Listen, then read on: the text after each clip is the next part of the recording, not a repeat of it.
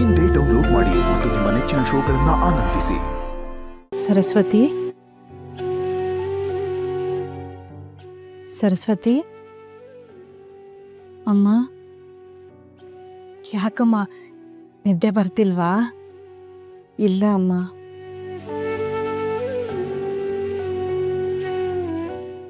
ವೆಂಕಟನಾಥ ನಿನಗೆ ಹೇಳ್ದೆ ಹೋದ ಅಂತ ಬೇಜಾರಾಗ್ತಿದ್ಯಾ?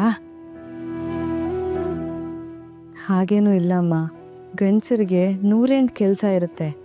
ಎಲ್ಲಾನು ಹೆಂಡತಿಗೆ ಹೇಳಿ ಹೋಗ್ಬೇಕನ್ನೋದು ಏನೂ ಇಲ್ವಲ್ಲ. ಹೇಳ್ಬೇಕಮ್ಮ, ಹೇಳ್ಬೇಕು. ಸಂಸಾರದಲ್ಲಿ ಪಾರದರ್ಶಕತೆ ಇದ್ದಷ್ಟು ನಂಬಿಕೆ ಗಟ್ಟಿ ಆಗುತ್ತೆ.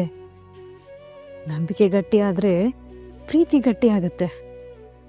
ದಾಂಪತ್ಯದಲ್ಲಿ ಅನುಮಾನ, ಅಪನಂಬಿಕೆಗಳಿದ್ದಷ್ಟು ಅಪಾಯ ತಪ್ಪಿದ್ದಲ್ಲ.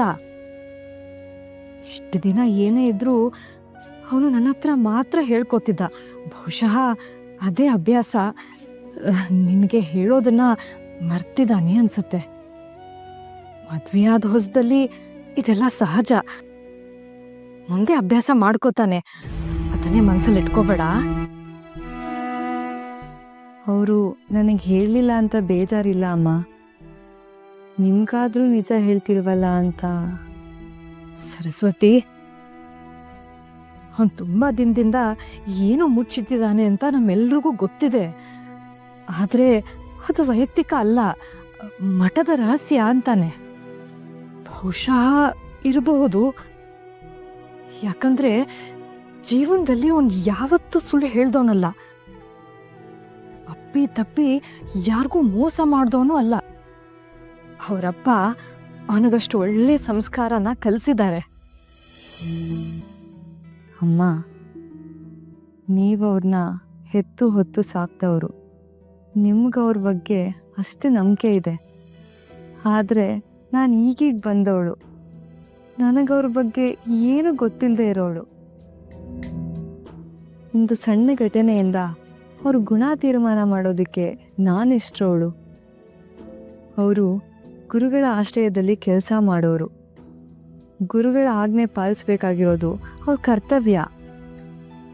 ಅದನ್ನ ಅನುಮಾನ ಪಟ್ಟು ನಾವ್ಯಾಕೆ ಸಣ್ಣವರಾಗಬೇಕು? ನಾನು ಅವ್ರನ್ನ ನಂಬ್ತೀನಮ್ಮ, ಖಂಡಿತ ನಂಬ್ತೀನಿ. ಈ ನಂಬಿಕೆ ಕೊನೆವರೆಗೂ ಹೀಗೆ ಇರ್ಲಮ್ಮ. ನೀವಿಬ್ರು ಆನಂದವಾಗಿರೋದನ್ನ ನನ್ನ ಕಣ್ ತುಂಬ ನೋಡ್ಬೇಕು. ನನ್ನ ಮಗನಿಗೆ ಏನು ದೇವ್ರು ಕೊಟ್ಟ ವರ.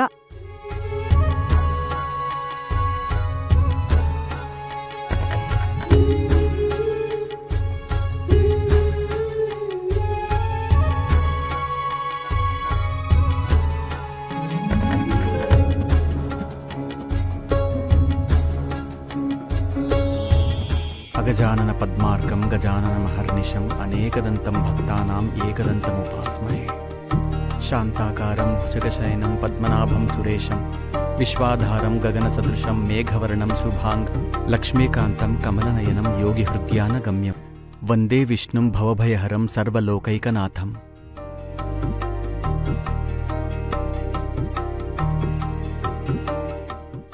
ಶ್ರೀಹರಿ